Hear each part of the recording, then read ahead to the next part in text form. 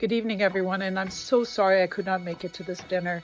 Honoring David Sutherland, who is my absolute hero. The reason why I can't be with you in person is actually a reason that I think David would have appreciated.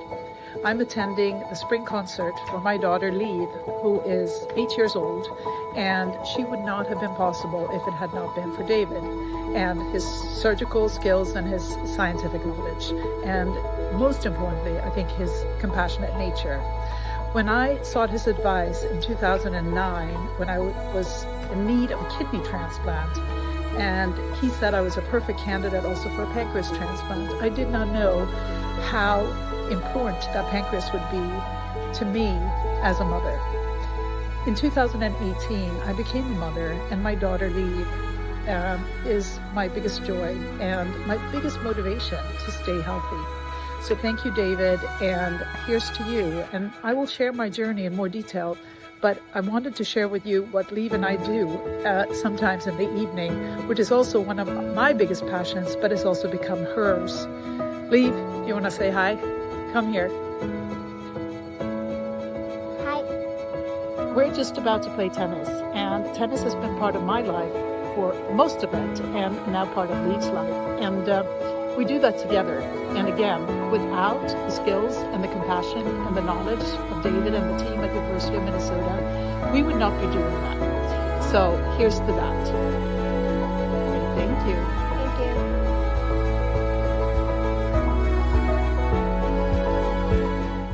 I was diagnosed with type 1 diabetes in my home country, Sweden, when I was 16.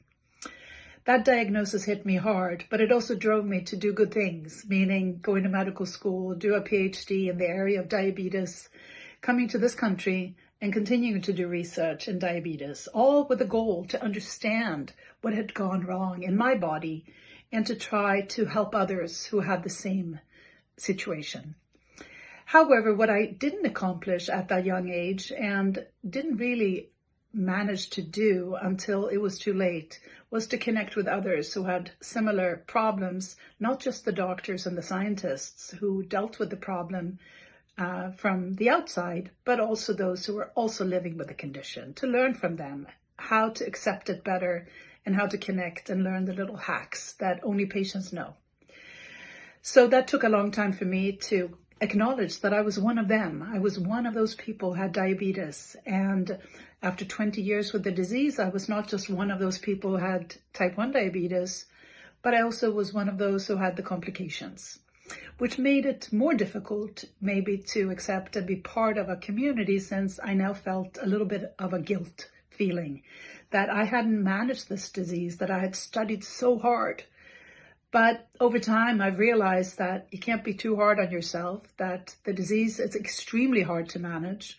Even with today's developments and new science, it is very hard to manage something that affects you on a minute-to-minute, second-to-second basis. It takes up such a big part of your brain to process and to manage the fears of the long-term complications and the consequences of low blood sugar that really can affect you greatly. I remember one time when I passed out in my parents' home and the ambulance had to come and wake me up, and I had to be taken to the hospital.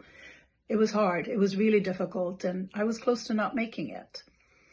So when I went to University of Minnesota in 2008, because I was planning to get a kidney transplant, I was also told that I could be a great candidate for a pancreas.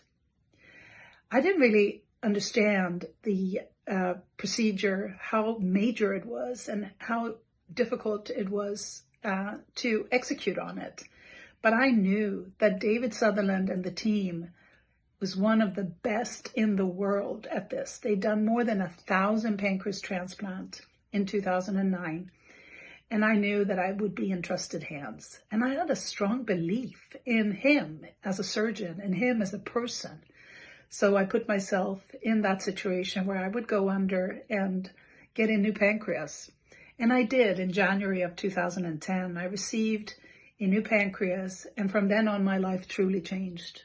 The kidney saved my life, but the pancreas made it worth living again. It enabled me to do so many things that I was not able to do before. I started my own company. I started living and smiling much more. I started to be more confident in myself because now I knew that my body, I could trust my body. I wasn't going to pass out. I wasn't going to feel bad in the middle of a meeting or in the middle of a conversation because of blood sugar going up and down. I was more confident. I was more safe. Safe is the better word. I had trust in my body again. And it allowed me to do what I had wanted for a long time, which was to have my own child. And Liv was born in 2018, so 8 years after my pancreas transplant. It took a long time. It took a long time. It's not easy to conceive a baby when you have gone through all the things that I had, plus I wasn't ready to form a family at that time. I just knew I wanted a child. I wanted a child. And that really changed my life again, because now I was responsible for another person, and all the medical experiments and successes that had been made for me as an individual were now also enabling me to be better for another person. And no disrespect to spouses, but I just never felt totally responsible for my spouse or boyfriend or friends as I do for my young daughter, who's now 8, and my joy. And she motivates me every single day to not only get up and take care of her, but also she makes me smile more. She makes me want to be healthy. She makes me want to do better as a person, not just health-wise, but also to be a better and kinder and more altruistic individual. And I think children do that in general, but for someone who's been so low, literally passed out and fallen on my face, broken my nose a few times, cracked open my skull because of hypoglycemic events. She really makes me want to be healthy for her.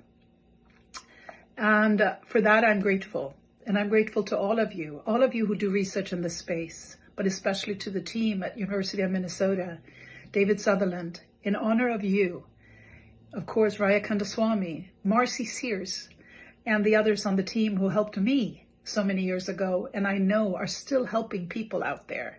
So thank you, and I'm so sorry not to be there. But as we say in Sweden, skål, and cheers to all the success to come.